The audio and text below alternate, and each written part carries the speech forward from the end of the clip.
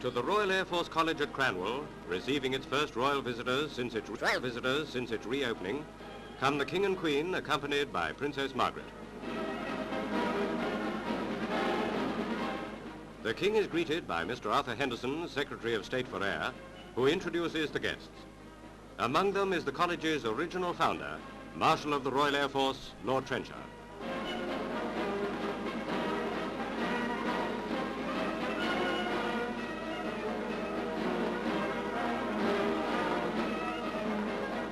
Across the lawn, which at Cranwell is known as the Orange, and along a route lined by apprentices and WAF, the King, in his uniform as a Marshal of the Royal Air Force, leaves for the parade ground, where on the dais he is greeted by a royal salute.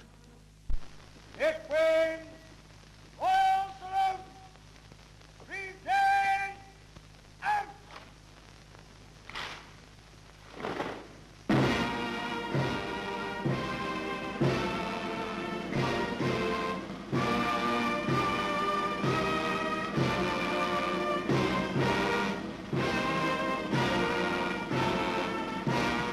On the parade ground, 4 squadrons of flight cadets at present undergoing training are lined up for His Majesty's inspection.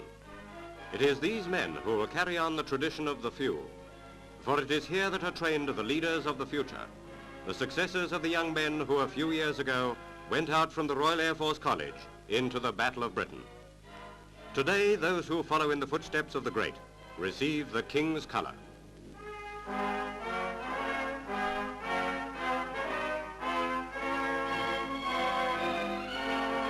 The blue and silver standard is consecrated by the Reverend Jago, Chaplain-in-Chief of the RAF. As the King presents the colour, the minds of those present turn back to the skies over Britain, to the battlefields of Europe, the Middle East and Asia, where the valour of Britain's young airmen earned this honour 1,000 times over. Addressing the cadets, the King tells them that their calling requires courage, initiative and the spirit of adventure. Flight cadets of the Royal Air Force College, I am very glad to be here today and to see you on parade and to present to you this new color.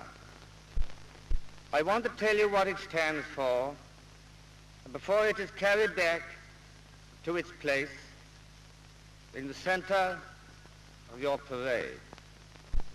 First, it is the King's colour, and therefore the symbol of the loyalty which you owe to your country. And secondly, as the colour of your service, it enshrines the history, embodies the traditions, and represents the ideals of the Royal Air Force. And finally, belongs to this college and commemorates the leaders who have gone out from Cranwell, and especially those who have laid down their lives. But just as this colour has been consecrated, so too you yourselves, in saluting it, are dedicating yourselves to the service of all that it represents. And look upon it then as your standard of honor, and uphold it by your loyal and unstinting service. Present! Out!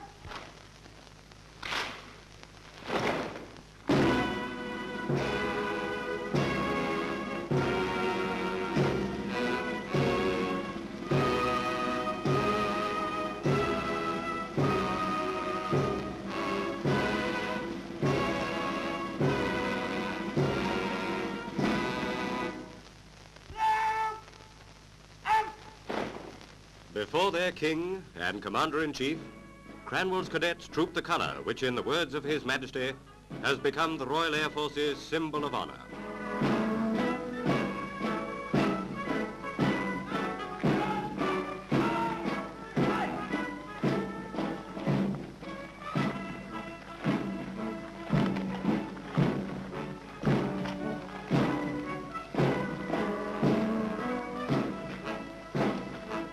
Proudly bearing their colour, the cadets of Cranwell return the King's salute in the traditional manner.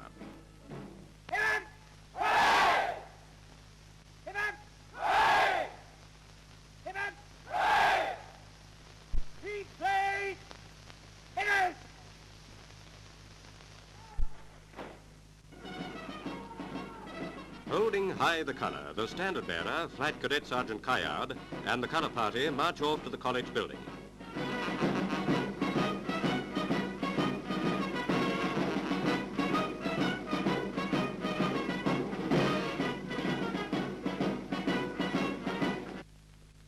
It is here that the first King's colour ever to be borne by the Royal Air Force will be set in a place of honour.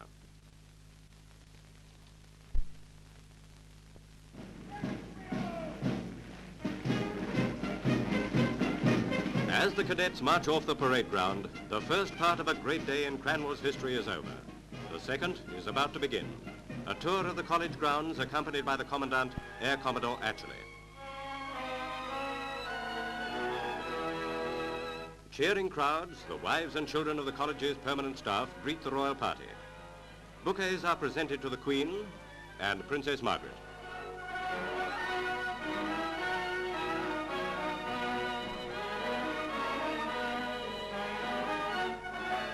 An attraction for the royal visitors is the college hawk, in whom the Queen shows a special interest.